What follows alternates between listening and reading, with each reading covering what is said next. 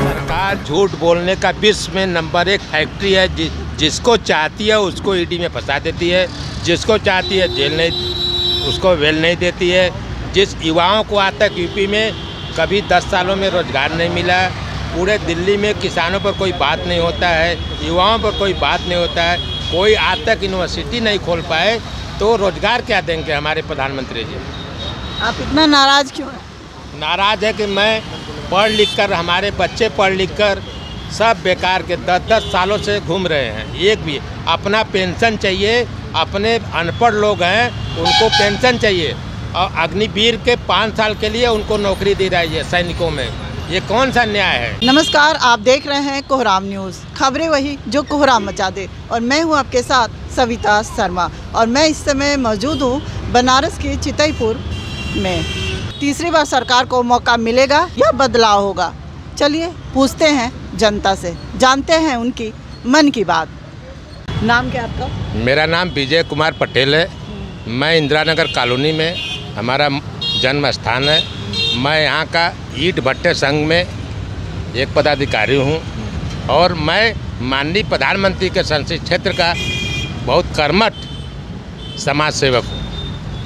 आप जैसे पत्रकार बंधुओं का मैं बार बार स्वागत करता हूँ कि आप दिल्ली से चलकर बनारस आए हैं।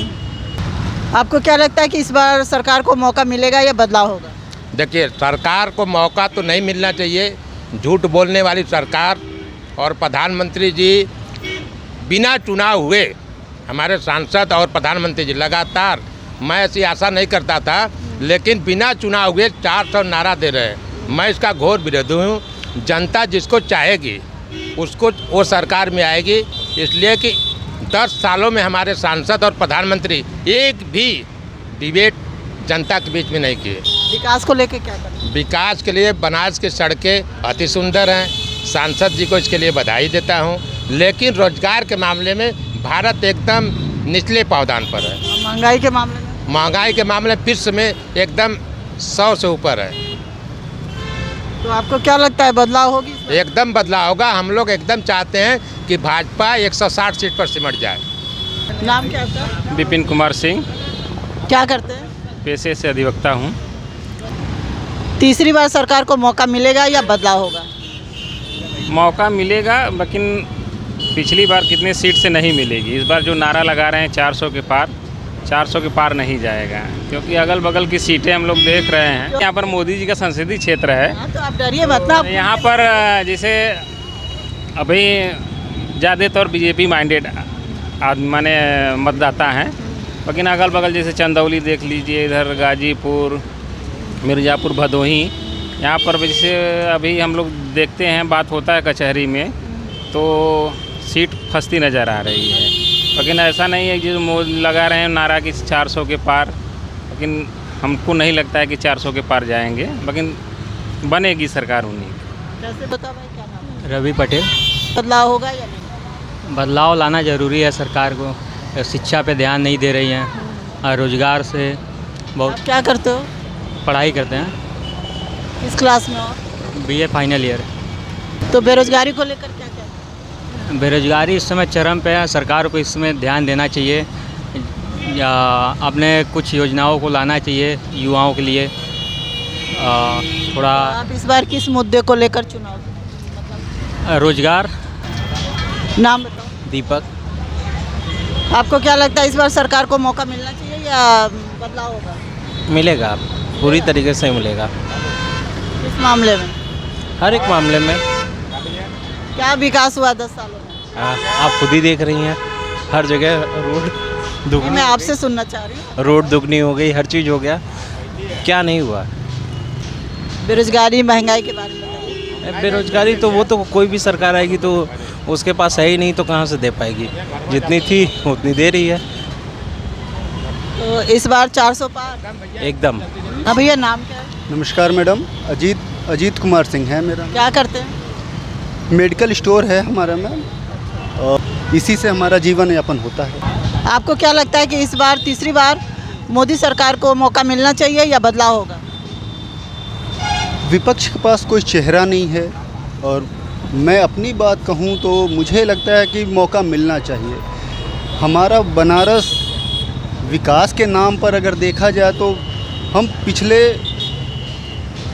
10 वर्षों में हम 20 साल आगे हुए हैं बनारस को देखा जाए तो। और पूर्वांचल में भी रोड, सड़कें, बिजली, चीज़ों में सुधार हुई है। हाँ, सरकार कुछ चीज़ों में नाकाम भी रही है, जैसे रोज़गार में, और महंगाई पे लगाम नहीं है। तो कुछ चीज़ें हैं जहां वो सफल रहे हैं, कुछ चीज़ें जहां वो बिल्कुल विफल रहे हैं। मोदी जी का नारा है आपकी बार 400 पार। नारा ये तो जनता का रुझान है। जैसे मेरा भाई, हम कुछ भी कह लें, देंगे तो बीजेपी को ही वोट। विकल्प नहीं है विपक्ष के पास, न चेहरा है न विकल्प है। वो आपस में ही लड़ रहे हैं। उनके पास कोई एक चेहरा तो हो जिसको वो सामने खड़ा करके चुनाव लड़ सकें। कांग्रेस वैसे ही डूब रही है। और बनारस में मुझे मोदी को ही देना है। कोई भी यहाँ से आए, मैं तो मोदी को ही दूंगा। ये मन मार वाली बात नहीं है, क्योंकि भाई देखिए, हम अपने यहाँ का क्षेत्रीय विकास देखे हैं तो मैं यहाँ से खुश हूँ, यहाँ से प्रसन्न हूँ। ना प्रसन्न होने वाली चीज़ 2-3 चीज़ें हैं भाई। वो व्यक्तिगत मेरा भी है, क्योंकि घर में मेरे भी बच्चे हैं, छोटे बड़े जो भी हैं। महंगाई स्कूलों की चरम सीमा पे है। स्कूलों में तो बच्चों को एकदम जैसे लगता है कि प्राइवेट स्कूल वाले जो गार्जियन हैं उनको निचोड़ के उनका बस खून निकाल लेना है। ऐसी स्थिति है कि बुक वहीं पे जहाँ वो बोले वहीं से लेना है, ड्रेस वहीं से लेंगे, फीस मनमाना है, 500 रुपये, 1000 रुपये हर साल बढ़ना है। क्या कहना चाहेंगे आप? मैं सरकार से यही कहना चाहूँगा कि सरकार इस पे बदलाव लाए, कड़े कानून लाए। नाम क्या आपका? मैम, मेरा नाम डॉक्टर आलोक सिंह है। किस चीज़ के डॉक्टर हैं? डेंटिस्ट हूँ मैं। आपको क्या लगता है कि इस बार बदलाव होगा? नहीं मैम, इस बार तो बदलाव नहीं होगा और मोदी जी ही रहेंगे। अब की बार 400 पार। अब वो जो बोले हैं तो वो होगा ही मैम। वो काम किए हैं तो होना ही है। बस थोड़ा शिक्षा के मामले में ये थोड़ा सा वीक है। नहीं। नाम क्या आपका? मेरा नाम राजेश कुमार है। इस बार तीसरी बार सरकार को मौका मिलेगा या बदलाव होगा? नहीं, लोग मौका चाह रहे हैं पर मौका मिल कहाँ पाएगा, क्योंकि जो हालात हैं देश के और जो सिस्टम है, उस सिस्टम में लोग चाह भी रहे हैं तब भी नहीं हो पाएगा ना। क्यों? अब ये तो प्रेस तो अच्छी तरह जानती है, मीडिया अच्छी तरह जानती है कि भाई जो कि सभी कोई बताते हैं कि जो शिकार है वो ईवीएम का है, तो उसमें विशेष बात है। उनका नारा है आपकी बार 400 पार। कुछ लोग कह रहे हैं 420 पार, तो क्या मतलब है इसका? नहीं, 400 पार का क्या मतलब होता है? उन्होंने सेटिंग हो सकता कर रखी हो तो 400 बोल रहे हैं। अब क्या कहा जाए?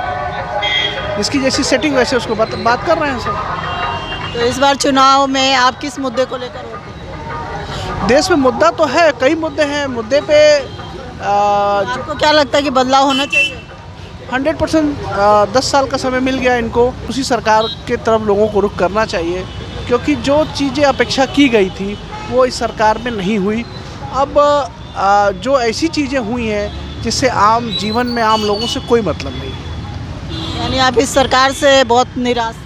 नहीं, हम नहीं, लोग ऐसे बहुत से लोग जो निराश हैं, जो खुल के बोल नहीं पा रहे हैं। यही है कि भाई सबको ले के चलें, क्योंकि देश किसी एक से नहीं चलता। लोग अब नए जो तो कहते हैं सबका साथ सबका विकास। नहीं, सबका साथ सबका विकास कहाँ हो रहा है? किसका हो रहा है सबका साथ सबका विकास में? किन लोगों का हो रहा है वो सबका साथ सबका विकास? आप वो 2-4 लोगों को इकट्ठा कर लेते हैं, उससे बता देते हैं कि गैस फ्री मिल रहा है, राशन फ्री मिल रहा है, उससे क्या जीवन चलेगा? आपको जो ज़रूरत है एजुकेशन फ्री कीजिए, मेडिकल फ्री कीजिए, लोग अपने लिए अपना खुद ही खाना और पढ़ाई की व्यवस्था कर लेंगे।